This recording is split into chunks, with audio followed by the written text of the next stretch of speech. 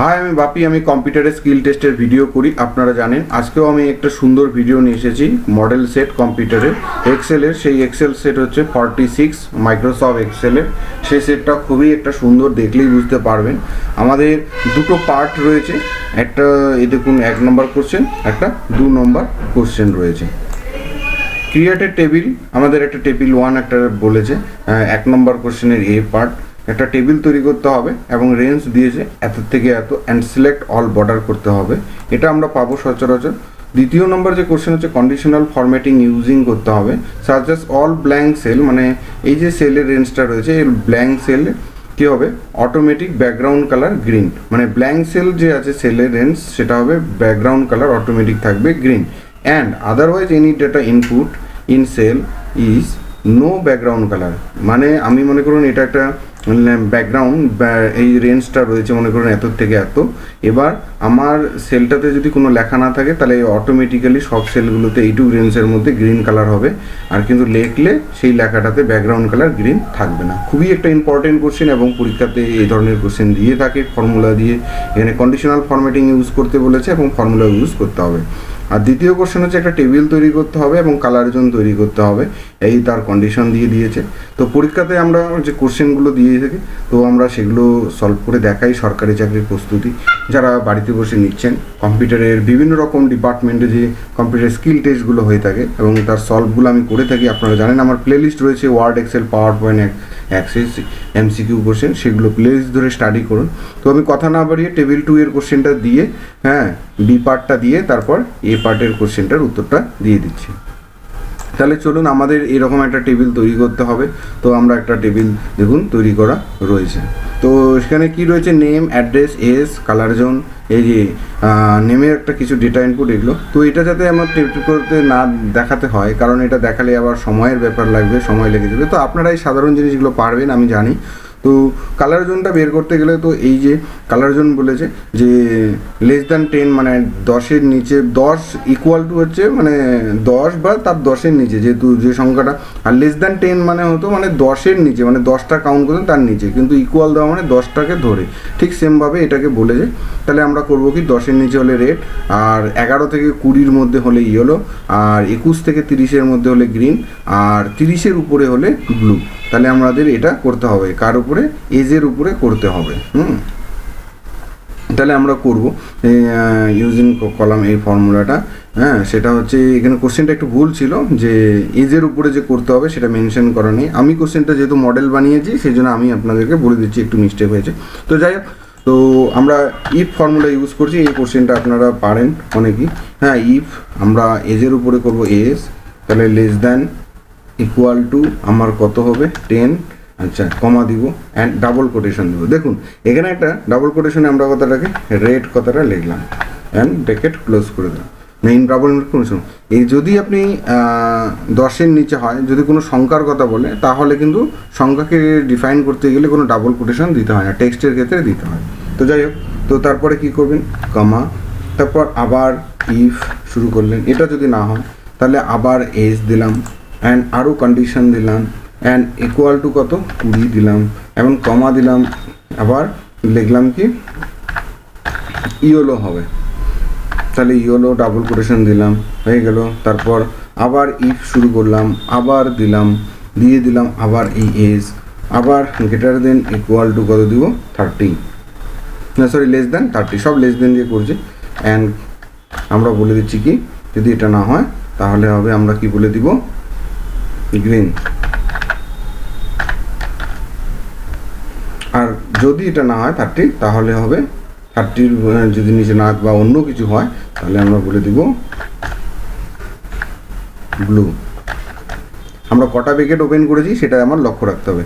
তাহলে 1, 2, 3, আমরা 3টা ওপেন করেছি, তাহলে 1, 2, 3টা ক্লোজ করে দিব, অ্যান্ড এন্টার দিব। তাহলে দেখুন এটা ব্লু হয়ে গেল। তাহলে এটাকে ড্র্যাগ অ্যান্ড ড্রপ করে দিব, বাকিগুলো তাহলে সব দেখিয়ে দিবে কন্ডিশন অনুযায়ী দেখিয়ে দেবে। 9 হলে রেড, 18 হলে ব্লু, 18 কি ব্লু, না সরি 18 হলে ইয়েলো, ইয়েলো পড়ে গেছে, 20 হলে ইয়েলো হচ্ছে, 25 হলে এতে হচ্ছে, 50 হচ্ছে ব্লু হচ্ছে। তাহলে আমাদের ফর্মুলা, এবার এই সংখ্যা ক্লিক করলে আমাদের ফর্মুলাটা শো হয়ে যাচ্ছে। তো আমাদের এতটুকুই বি পার্টের মধ্যে ছিল। তো যাই হোক, হয়ে গেল। এবার আমাদের কথা হচ্ছে এই রেঞ্জটা করতে C11 থেকে C18, তাহলে আমাদের এখানে রেঞ্জ নেই, পরের টেবিলের রেঞ্জ বলে নেই, তাহলে আমাদের কি করতে হবে, একটু রো ইনসার্ট করে নিই আমাদের প্রথমে। তো কোশ্চেন তো আপনার হার্ড কপি থাকবে, তো এগুলো তো রো ইনসার্ট করতে হবে না আপনাদেরকে, হ্যাঁ, পরীক্ষার হলে। তাহলে আমি এটাকে দেখিয়ে দিচ্ছি আপনাদেরকে কিভাবে করবেন। রো ইনসার্টে গিয়ে আমরা রোটাকে ইনসার্ট করে নিচ্ছি, একটু কত হচ্ছে আমরা একটু দেখে নিচ্ছি রোগুলোকে। তাহলে আমাদের 16, আরও দুটো আমাদের লাগবে। তাহলে ইনসার্টে গিয়ে আমরা রোগুলোকে করে দিচ্ছি। এই দেখুন আমাদের C11 থেকে আমাদের সি কলাম থেকে বলেছে, তাহলে সি কলাম আমাদের এটা, তাহলে এটা হচ্ছে C11 থেকে C18, তাহলে আমাদের C18, তাহলে আমাদের এই এতটুকু, এবং বর্ডার দিতে বলেছে, আমরা বর্ডার দিয়ে নিলাম। তাহলে দেখুন বর্ডার দিয়ে নিলাম, তাহলে আমাদের C11 থেকে C18 আমাদের কি বর্ডার হয়ে গেল। তাহলে আমরা দেখুন এটাকে আমাদের এটা কিন্তু পরীক্ষা হলে যেভাবে বলেছে সেভাবে মেনশন করে নিতে হবে। তাহলে আমরা করলাম। এবার আমাদের যেটা করতে হবে, কোশ্চেন কি হয়েছে যে এখানে আমাদের ব্ল্যাঙ্ক সেলগুলো এমন একটা ফর্মুলা ইউজ করতে হবে যে আমাদের এখানে কি থাকবে, ব্যাকগ্রাউন্ড কালার অটোমেটিক থাকবে, গ্রিন থাকবে, আর না হলে সংখ্যা ইনপুট করলে। তো আমরা তো এখন ইউজ করিনি, তো ইউজ করতে গেলে আমরা কি করব এখন, তো সেটাই আমরা এখন মূলত দেখব। খুবই ইম্পর্টেন্ট একটা কোশ্চেন। তো এটাকে সিলেক্ট আমরা তাহলে প্রথমে কি করব, এই রেঞ্জটাকে সিলেক্ট করব, সি কলাম যেহেতু বলেছে, তারপর হোম বাটনে যাব, তারপর আমরা কি করব, এই যে কন্ডিশনাল ফরম্যাটিং আমাদের বলেছে ইউজিং করতে হবে, তো আমরা কন্ডিশনাল ফরম্যাটিংটাকে অবশ্যই কি করব, আমাদের ইউজিং করতে হবে। তো কন্ডিশনাল ফরম্যাটিংয়ের উপরে কিন্তু প্রচুর কোশ্চেন রয়েছে, আপনারা জানেন, হ্যাঁ, প্রচুর ধরনের কোশ্চেন করা যেতে পারে। তো সেটা খুবই ইম্পর্টেন্ট একটা পার্ট কন্ডিশনাল ফরম্যাটিংয়ের উপর। তো আমরা এখানে ক্লিক করলাম কন্ডিশনাল ফরম্যাটিং, এখান থেকে নিউ রুলে আমরা চলে যাব। নিউ রুলে যাওয়ার পর এখানে আপনারা দেখে নেবেন অনেকগুলো রয়েছে অপশন। তো এই যে ফরম্যাটটা করতে গেলে আপনাকে use a formula to determine which cell to format, এখানে একটা রয়েছে, এটাতে যেতে হবে। অ্যান্ড আমাদের একটা ফর্মুলা ইউজ করতে হবে। তো আমি এই ফর্মুলাটা এখানে লিখতে হবে যে এটা অটোমেটিক্যালি হবে।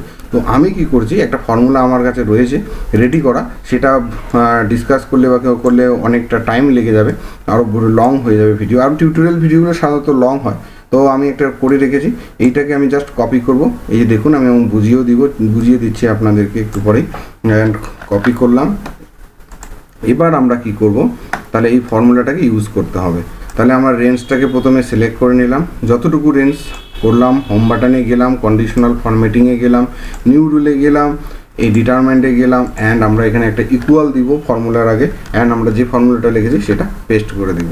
তো এই যে ফর্মুলাটা রয়েছে সেটা আমি আপনাদেরকে হেল্প করে দিব, আমি দেখিয়েও দিব আপনাদেরকে, বুঝিয়ে দিচ্ছি একটু পরে। হ্যাঁ, যে ফর্মুলাটা আমি লিখলাম, ওই ফর্মুলাতে যে সেল নাম্বার, এই যে কত নাম্বার সেল সি, আমি যে ফর্মুলাটা লিখেছি সেটা আমি এখানে বুঝিয়ে দিচ্ছি একটু পরে। তারপর আপনার ফর্মুলাটা এখানে লেখার পর তারপরে আপনার ফরম্যাটে যাবেন। ফরম্যাটে যে আপনি ফিল কালার গ্রিন বলেছে, আপনি গ্রিন দিব, অ্যান্ড ওকে দিব আমরা। তাহলে দেখুন, অ্যান্ড আমরা আরেকবার ওকে করব, তাহলে দেখুন গ্রিন হয়ে গেল। এবার আমরা একটা সংখ্যা যে কোনো টাইপ করব, আমাদের এখানে সংখ্যাটা ব্যাকগ্রাউন্ড কালার থাকবে না, তাহলে দেখুন থাকছে না। তাহলে আমরা সংখ্যা দিচ্ছি যে কোনো সেলের মধ্যে, তাহলে দেখুন থাকছে না। কি সুন্দর, এটাই আপনাকে ইউজ করতে হবে কন্ডিশনাল ফরম্যাটিংয়ের মধ্যে। এই যে তাহলে দেখুন যেখানে থাকছে না, এটা যদি ডিলিট করে দিই দেখুন তাহলে আবার গ্রিন হয়ে যাবে। তো এই জায়গাটাকে আপনাদের ফলো করতে হবে। তো কন্ডিশনাল ফরম্যাটিংয়ে গিয়ে আপনি গিয়ে নিউ রুলে বা ম্যানেজ রুলে গিয়ে আপনি আবার কি করতে পারেন, আমাদের যে যতটুকু সেল রয়েছে বা এখানে ক্লিক করলেন, এখানে যে রুলটা রয়েছে এখানে গিয়ে আপনার ম্যানেজ রুলে গিয়ে আমরা কিন্তু এখানে ফর্মুলাটাকে আমরা এডিট করতে পারি বা দেখতে পারি।